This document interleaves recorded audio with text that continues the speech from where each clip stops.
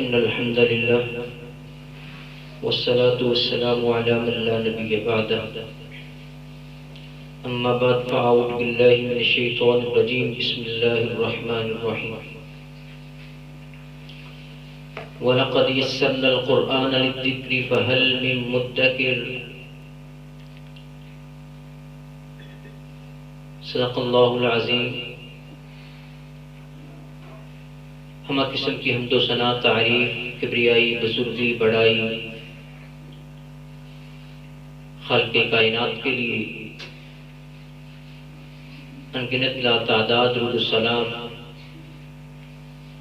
امام الانبیاء حضرت محمد الرسول اللہ صلی اللہ علیہ وآلہ وسلم کی ذات مقدس و مطہر و معزہ و معلیٰ کے لیے بڑی ہی سعادت کی بات ہے کہ آج ہم خیر کی مجلس میں بیٹھے ہیں۔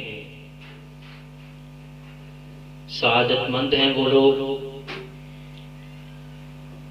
جنہیں خیر کی مجلسوں میں بیٹھنے کی توفیق ملتی ہے۔ خوش بخت ہیں وہ لوگ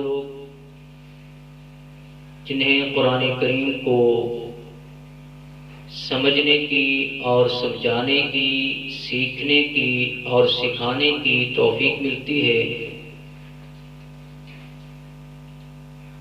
بڑے ہی خوش قسمت ہیں وہ انسان کہ جن کی جائز اور حلال کمائی سے فہم قرآن کی مجالس کے لیے پیسہ خرچ ہوتا ہے۔ بڑے ہی سعادت مند ہیں وہ لوگ کہ جن کی جدوجہد، سعی، کوشش آسمان سے نازل ہونے والی کتاب کی تفہیم کے لیے لگتی ہے۔ یقیناً ایسی مجالس کو برپا کرنا، ایسی مجالس کا انعقاد بہت ہی عظیم عمل ہے۔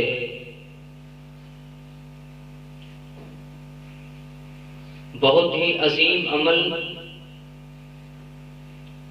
جس کو ہم سمجھتے ہیں کہ جو انسان عمرہ ادا کرتا ہے ہم اسے مبارکباد بھی دیتے ہیں اور یہ سمجھتے بھی ہیں کہ بڑی سعادت کی بات ہے اس نے عمرہ ادا کیا ہے۔ جسے حج کی توفیق نصیب ہوتی ہے ہم سمجھتے ہیں بڑی سعادت کی بات ہے کہ حج بیت اللہ کی سعادت نصیب ہوئی ہے۔ یاد رکھیے اس طرح کی خیر کی مجالس کا قیام جہاں بات ہو اصلاح کی، بات ہو دین کی، بات ہو فہم قرآن کی، ایسی مجالس میں بیٹھنا، قرآن کریم کے فہم کو حاصل کرنا، قرآن کریم کی تعلیم کو دینا، یہ عمرے کے برابر بھی ہے اور حج کے برابر بھی ہے۔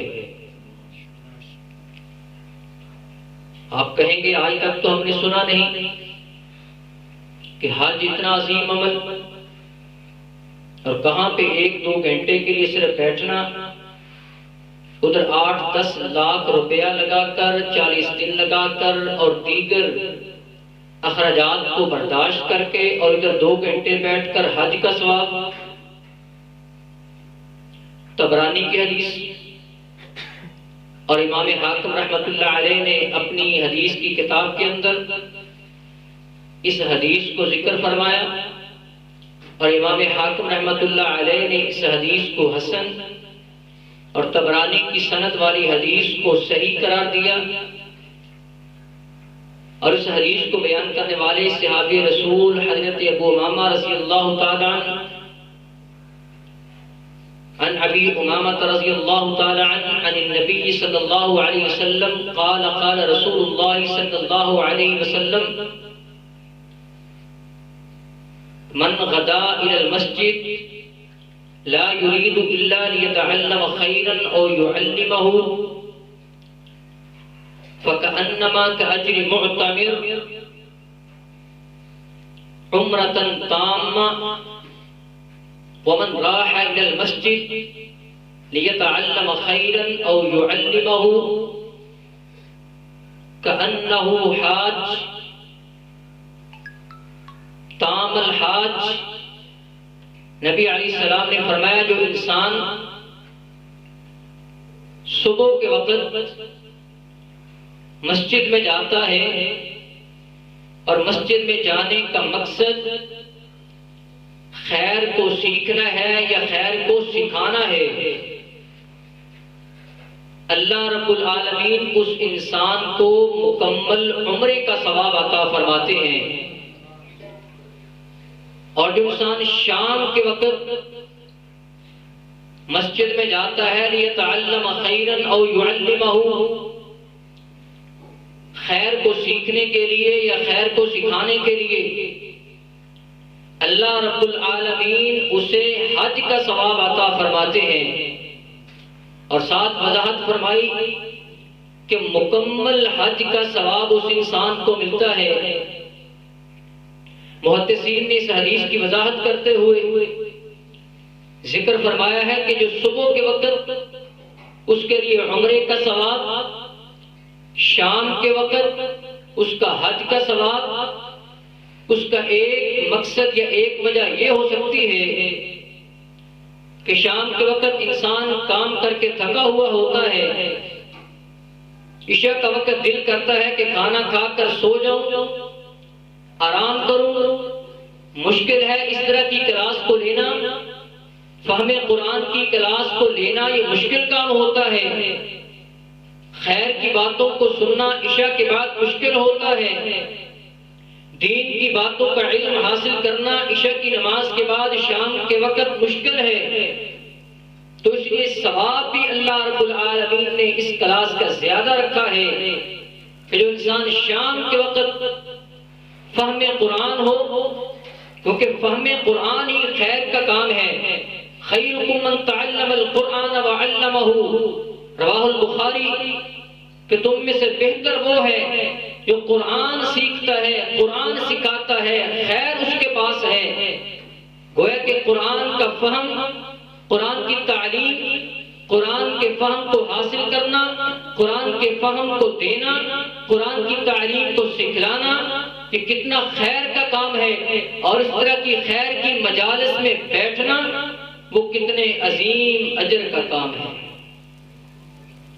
دنیا کے اندر سب سے زیادہ کتاب جو چھپ رہی ہے وہ قرآن مجید ہے. دنیا کے اندر جو کتاب سب سے زیادہ پڑھی جا رہی ہے وہ بھی قرآن مجید ہے. دنیا کے اندر سب سے زیادہ جس کتاب کی عزت کی جاتی ہے وہ بھی قرآن کریم ہے. لیکن اس کے ساتھ ساتھ ایک المیہ اور دکھ کی بات بھی ہے کہ دنیا کے اندر جس کتاب کو پڑھا جاتا ہے بغیر سمجھنے کے وہ بھی یہی کتاب ہے. یہ ہمارا المیہ ہے، ہماری سستی اور کاہلی ہے کہ قرآن مجید کو پڑھا سب سے زیادہ جاتا ہے لیکن سب سے کم سمجھا جاتا ہے اس قرآن مجید کو.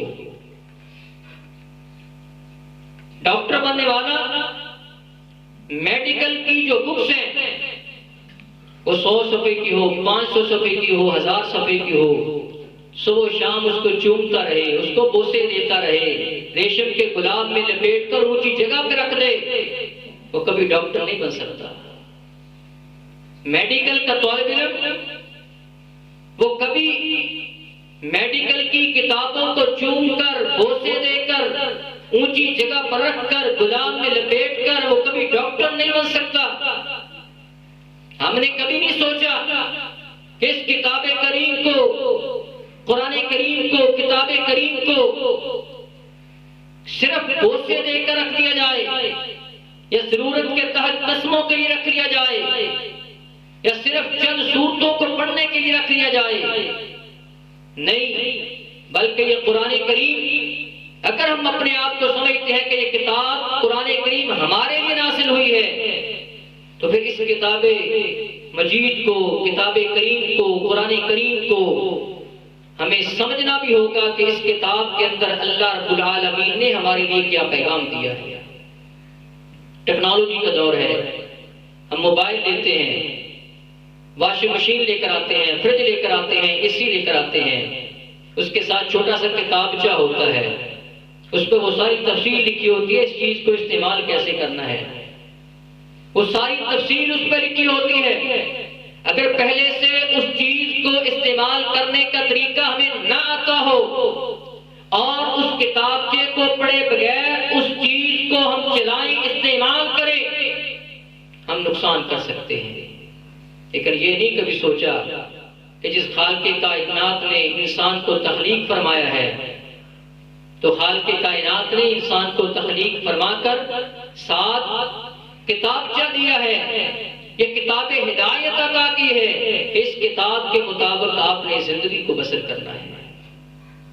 اور یہ کتاب قرآن کریم جو نازل ہوا ہے، اس کے بارے میں اللہ رب العالمین نے واضح فرما دیا کہ وَلَقَدْ يَسَّرْنَا الْقُرْآنَ لِلذِّكْرِ فَهَلْ مِن مُدَّكِرٍ۔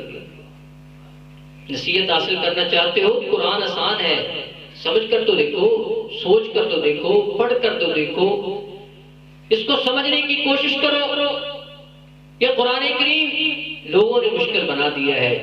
قرآن کریم اتنا مشکل نہیں ہے، اگر کبھی موقع ملا تو اس کی تفصیل میں جا کر بتاؤں گا کہ بہت سے کم الفاظ ہیں جو ہم استعمال نہیں کرتے، جو قرآن کریم کے اندر ہیں، ورنہ قرآن کریم کے اندر جو عربی کے الفاظ ہیں 70% وہ الفاظ ہیں جو ہم اردو میں استعمال کرتے ہیں، 70% وہ الفاظ جو قرآن کریم کے اندر ہیں وہ ہم عام بول چال میں، عام اردو گفتگو میں استعمال کرتے ہیں۔ لیکن جب قرآن کریم کی ان آیات کو پڑھا جاتا ہے ہماری توجہ نہیں ہوتی، اس لیے ہمیں پتہ نہیں چلتا۔ یہ قرآن کریم اللہ رب العالمین کی طرف سے جو نازل کرتا ہے، اس قرآن کریم کو کوئی انسان تبدیل نہیں کر سکتا، حتیٰ کہ اس کا ایک نقطہ بھی تبدیل نہیں کیا جا سکتا، ایک نقطہ بھی اس کا تبدیل نہیں کیا جا سکتا۔ لیکن یہ قرآن کریم کا اعجاز ہے کہ جو انسان اس قرآن کریم کو سمجھ کر پڑھتا ہے، سمجھنے کی کوشش کرتا ہے، یہ قرآن کریم اس انسان کو بدل دیتا ہے۔ قرآن کریم کا ہم ایک نقطہ بھی تبدیل نہیں کر سکتے، لیکن یہ کتاب، یہ اس کا اعجاز ہے کہ قرآن کو سمجھ کر پڑھنے والا، یہ قرآن کریم اس کو تبدیل کر کے رکھ دیتا ہے۔ فرانس کی پارلیمنٹ کی ایک رکن ہے ڈاکٹر گورینیا، غیر مسلم تھی۔ اس نے کہا کہ میرے دو شوق، ایک میرا شوق تھا مطالعہ کتب، کتابوں کا مطالعہ کرنا، اسٹڈی کرنا، اور دوسرا میرا شوق تھا سیاحت، گھومنا پھرنا، سیر کرنے۔ میں نے بہت سے علاقے دیکھے، کتابوں کا مطالعہ بھی کیا، میں نے مسلمانوں کی کتاب قرآن کریم کا مطالعہ کیا۔ اس نے کہا کہ جب میں اس آیت پر پہنچی، او کظلمات فی بحر لجی یغشاہ موج من فوق موج، جب اس آیت پر پہنچی تو میں نے دیکھا کہ یہ کتاب، اس کے بارے میں سنا گیا ہے کہ یہ تو مکہ کے اندر ایک آدمی تھا، اس نے دعویٰ کیا تھا یہ تو اس کی طرف سے ہے، یہ تو آسمان سے نازل نہیں ہوئی، میں نے تو یہ سنا تھا۔ لیکن مکہ کے اندر پہاڑ ہی پہاڑ، وہاں نہ دریا نہ سمندر، مکہ کے اندر، تو اگر مکہ سے جس نے دعویٰ کیا ہے، اگر اس نے اپنی طرف سے یہ کلام دیا ہے، تو پھر جو اس طرح کی گہرائی اس آیت کے اندر سمندر کی گہرائی کا ذکر ہے، یہ وہی بیان کر سکتا ہے کہ جس نے سمندر کو اچھے طریقے سے دیکھا ہو، سمندر کے اندر غوطہ زن ہوا ہو، جبکہ وہ آدمی وہ تو مکہ سے باہر نہیں نکلا، مکہ اور مدینہ، لیکن ضرور اس کے اندر جو سمندر کی، دریاؤں کی گہرائیوں کا ذکر، ظلمات کا ذکر ہے، موجوں کا ذکر ہے، تو گویا کہ یہ کتاب آسمان سے نازل کرتا ہے، اس کو نازل کرنے والی ذات اللہ تعالیٰ کی ہے، اس نے اسی آیت کو سمجھ کر اسلام کو قبول کر لیا۔ یہ قرآن کریم کو جب انسان سمجھتا ہے تو پھر انسان کے سامنے سارے دریچے کھلتے ہیں۔ ہم سمجھتے ہیں کہ شاید ہمیں عربی نہیں آتی تو اس لیے ہمیں قرآن سمجھ نہیں آتا۔ یاد رکھیے قرآن کریم اگر عربی آتی بھی ہو تو پھر بھی اس کے مفاہیم کو ہمیں سمجھنا ہی پڑے گا۔ قرآن نازل ہوا مکہ میں، مدینہ میں، عرب میں، وہاں پہ جو لوگ موجود تھے عربی کو جانتے تھے، اس کے باوجود ایک مدرسہ قائم کیا گیا جہاں پہ صحابہ کرام جاتے تھے، وہاں پر جا کر قرآن کو سیکھتے تھے۔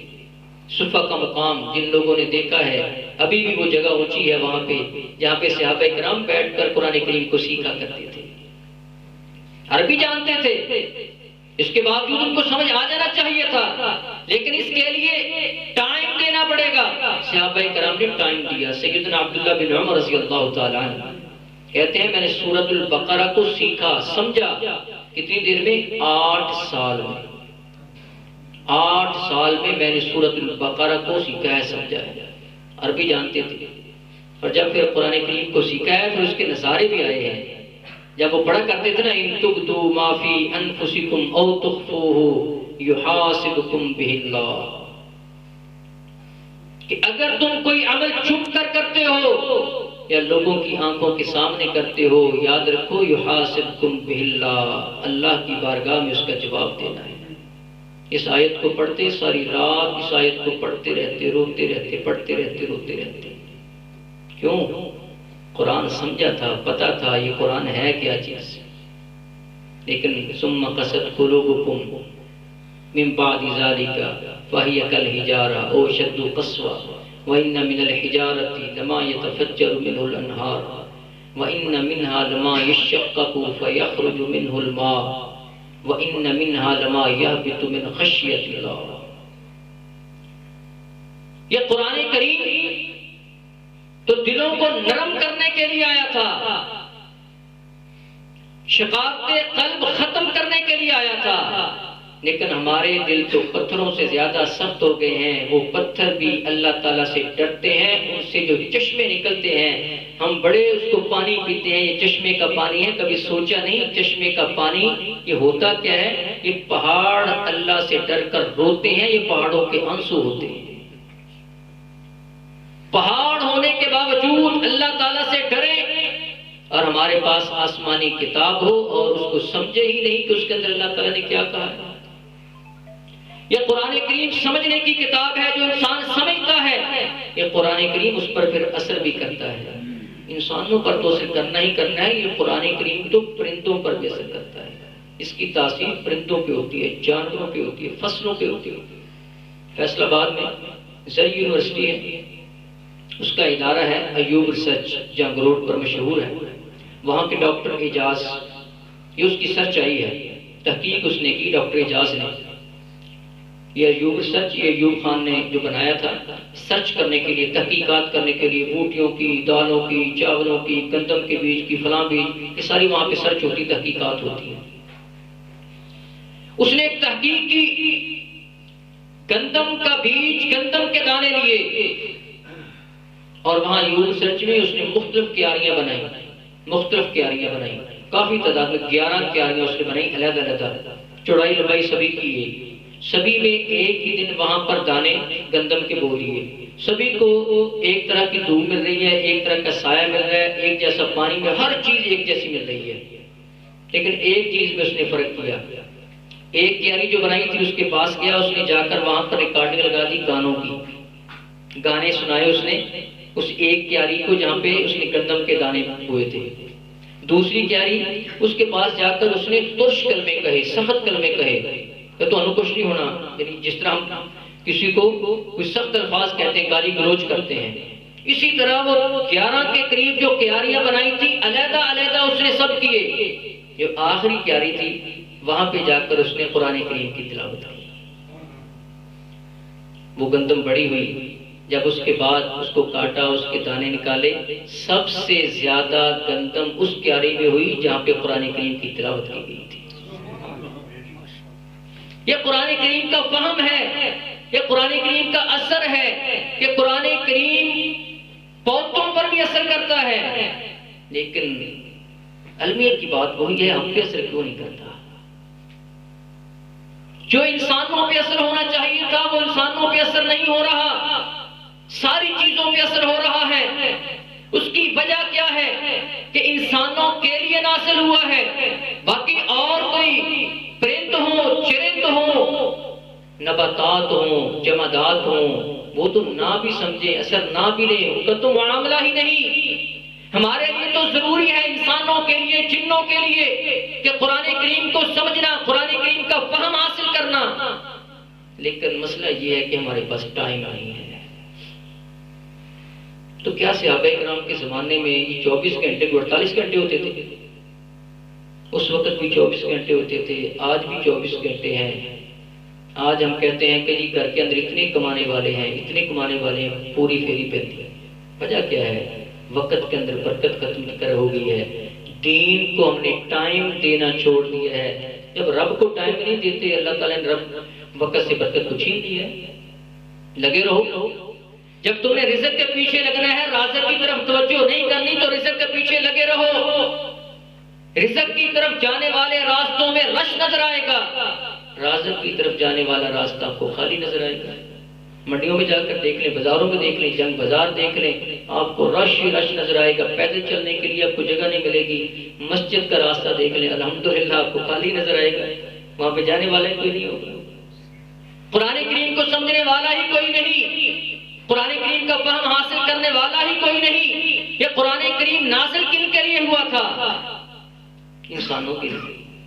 اور انسان کی طرف توجہ نہیں دیتے. امام کسائی رحمۃ اللہ علیہ، یہ کسائی کاف کتاب والا، وہ کسائی نہیں جو مشہور ہے کساب، یہ کتاب والا ہے. اور سین ہے، وہاں پر سواد ہوتا ہے کساب میں، یہ سین ہے. علماء جانتے ہیں یہ بہت بڑے عالم دین بھی تھے اور بہت بڑے قاری بھی تھے. امام کسائی 40 سال بکریاں چرائی، 40 سال بکریاں چرائی ہیں. بکری چرا رہے تھے. قریب ایک والدہ خاتون عورت اپنے بیٹے کو جا رہی تھی، بیٹا قرآن پڑھا کر، قرآن سیکھا کر، وہاں پہ جائے کر جہاں پہ قرآن کی تعلیم دی جاتی ہے. اگر تو قرآن نہیں سیکھے گا اس چرواہی کی طرح ہو جائے گا. امام کسائی اس وقت امام نہیں بنے تھے، اس وقت چرواہے تھے، صرف بکریاں چرا رہے تھے. تو عورت نے کہا اپنے بیٹے کو کہہ رہی ہے، بیٹا قرآن پڑھا کر، قرآن کی مجلسوں میں جایا کر، قرآن کو سیکھا کر، قرآن کو سمجھا کر. اگر قرآن کو نہیں سمجھے گا اس چرواہے کی طرح ہو جائے گا. امام کسائی نے سنا اور کہا کہ میں تو جہالت کی نشانی بن گیا، میں تو جہالت کی ایک مثال بن گیا کہ لوگ میری مثال دیتے ہیں کہ اس جہل کی طرح نہ ہو جائے. جس طرح وہ گدھا ریڈی کے پیچھے لکھا ہوتا ہے اسکول چھوڑنے کا انجام، یا وہ رکشے کے پیچھے لکھا ہوتا ہے کہ ماں دی دعا چل پتر رکشہ چلا. حالانکہ رکشہ چلانا بری کام نہیں ہے، یہ بہت محنتی کا کام ہے، محنت کا کام ہے، لیکن ایک لکھا ہوتا ہے. تو امام کسائی رحمۃ اللہ علیہ نے کہا کہ یہ تو ایک جہالت کی نشانی نہ بن گیا، مثال بن گیا. بکریوں کو چھوڑا، گئے قرآن کریم کو سیکھا اور پھر ایک امام کہلائے. سینکڑوں ائمہ ہیں جو ان کے شاگرد ہیں. قرآن کریم کا فہم یہ انسان کے لیے ضروری ہے. اسی قرآن کریم کے فہم کے لیے اللہ رب العالمین نے قرآن کریم میں ایک جگہ پہ نہیں کئی جگہ پہ اور ایک صورت میں تقریباً 4 مرتبہ فرمایا وَلَقَدْ يَسَّرْنَا الْقُرْآنَ لِلذِّكْرِ فَهَلْ مِن مُدَّكِرٍ. ہم نے قرآن کو آسان کیا ہے نصیحت حاصل کرنے کے لیے کہ کیا تم میں سے کوئی ہے جو اس کا علم حاصل کرے. آج وجہ کیا ہے؟ ہم قرآن کریم کو سمجھتے نہیں. اور پھر ہوتا کیا ہے؟ جب مولوی صاحب تقریر کرتے ہیں، جب وہ قرآن کریم کی آیت پڑھتے ہیں، ما سلککم فی سقر قالوا لم نک من المصلین. آواز آتی سبحان اللہ، سبحان اللہ کی آواز آتی ہے نا، یہ اور سے پڑھتے ہیں. حالانکہ ذکر کیا ہے پتہ؟ جہنمیوں کا ذکر ہے. جہنمیوں کا ذکر ہے کہ جب جنتی جہنمیوں سے پوچھیں گے کہ تم سکر میں اس جہنم کی وادی میں کیوں آئے، وہ کہیں گے اسی نماز نہیں پڑھتے. قالوا لم نک من المصلین، کہ ہم نماز نہیں پڑھتے تھے. اور جو سننے والے سبحان اللہ مولوی صاحب پڑھتے ہیں لعنت اللہ علی الکاذبین. آواز سبحان اللہ. حالانکہ مولوی صاحب نے کیا کہا کہ جھوٹیاں تے لعنت ہے. بندے کہتے ہیں سبحان اللہ. وجہ کیا ہے کہ آج قرآن کریم کو نہیں سمجھتے کہ قرآن کریم کو جب سمجھیں گے نہیں تو پتہ کیسے چلے گا. کسی کا بیٹا گیا ہو نا باہر، وہ باہر سے میسج بھیجتا ہے انگلش کی زبان کے اندر اگر بھیجتا ہے، جب والد کے پاس آتا ہے والدہ کے پاس آتا ہے وہ انگلش نہیں جانتے تو کیا کرتے ہیں، وہ ہمسائے کے پاس کوئی نوجوان پڑھا لکھا آدمی، یار تینوں انگلش آتی ہے، میرے پوت کا میسج آیا پڑھ کے دسنا میرے پوت کی کہنا ہے. اگر اس کو نہیں آتا وہ اس کے پاس اس وقت تک وہ کھانا نہیں کھاتا باپ یا ماں جب تک کہ وہ اپنے بیٹے کے اس انگلش والے میسج کو سمجھ نہیں لیتا. یہ اللہ تعالیٰ کا میسج ہے قرآن کریم. اس کو سمجھنے کے لیے ہم نے کیا کوشش کی ہے، کتنا وقت دیا ہے، ہم نے کتنا ٹائم دیا اس کو سمجھنے کے لیے. یہ قرآن کریم عرش سے فرش پر فرش والوں کے لیے نازل ہوا ہے. عرش سے فرش پر فرش والوں کے لیے نازل ہوا ہے تاکہ فرش والے اس قرآن کو سمجھ کر عرش والے کے ساتھ اپنے رابطے کو مضبوط کریں. یہ قرآن کریم کا مقصد تو یہ تھا، لیکن ہم نے صرف رکھ لیا ہے رمضان المبارک جب آئے گا اس وقت پھر قرآن کریم مسجد میں آ جائیں گے، سب کچھ ہو جائے گا. میرا خیال میں میرا ٹائم زیادہ ہو گیا ہے. اللہ رب العالمین ہمیں اسی پر عمل کرنے کی توفیق نصیب فرمائے. میری جو گفتگو کا جو مقصد تھا کہ ہم قرآن کریم کے فہم کو عام کریں، قرآن کریم کو سمجھیں، قرآن کریم کو صرف سمجھے نہیں لوگوں کو ترغیب دیں، لوگوں کو ترغیب دیں. نبی صلی اللہ علیہ وسلم کی ایک حدیث دوسرے تک پہنچانے کا کتنا ثواب ہے. نبی صلی اللہ علیہ وسلم نے فرمایا کہ نظر اللہ عمران سمی مقالتی، اللہ تعالیٰ اس آدمی کے چہرے کو تر و تازہ رکھے جو آدمی میری بات کو سنتا ہے، نبی علیہ السلام کی بات کو سنتا ہے اور آگے پہنچاتا ہے. یہ نبی علیہ السلام کی دعا ہے. کبھی سوچا ہم نے ٹرکوں کے پیچھے رکشوں کے پیچھے لکھا ہوتا ہے بہت خوبصورت جملہ لکھا ہوتا ہے، بہت خوبصورت جملہ لکھا ہوتا ہے ماں کی دعا جنت کی ہوا ہے. بہت اچھی بات ہے، لیکن یہ نہیں سوچا کہ رسول اللہ کی دعا، رسول اللہ کی دعا اس کے آگے کیا ہوگا. ماں کی دعا جنت کی ہوا اور رسول اللہ کی دعا اس کی جزا کتنی ہوگی. تو رسول اللہ صلی اللہ علیہ وسلم فرماتے ہیں نظر اللہ عمران سمی مقالتی فحافظها، کہ اللہ تعالیٰ اس آدمی کے چہرے کو تر و تازہ رکھے کہ جو میری بات نبی صلی اللہ علیہ وسلم کی بات کو سنتا ہے، یاد کرتا ہے اور آگے کو سنا بھی کریں. اور خیر کی مجالس ہوتی ہیں. میں کہا کرتا ہوں کہ کم از کم ہر آدمی کو چاہیے کہ ایک آدمی کو ضرور وہ مسجد میں لے کر آئے. اپنی زندگی میں اگر آپ نے ایک آدمی کو مسجد میں لگا دیا نا، دین کی مجلس کے لیے لگا دیا آپ نے، فہم قرآن کی کلاس کے لیے آپ نے لگا دیا، آپ دیکھیں آپ کا وہ صدقہ جاریہ کہاں تک بنے گا. وہ پڑھے گا، اس سے آگے کتنے لوگ پڑھیں گے، وہ کہاں تک اس کا وہ صدقہ جاریہ سارا چلتا رہے گا. اللہ رب العالمین ہمیں قرآن کریم کو سمجھنے کی اور قرآن کریم پر عمل کرنے کی توفیق نصیب فرمائے. وما علی الا البلاغ. تمام بھائیوں سے معذرت، میں ذرا جلدی جانا تھا، مہمان آئے ہوئے ہیں، دوبارہ پھر معذرت اور مہمانوں سے معذرت کہ ان کا ٹائم تھا، ان کا ٹائم لیا.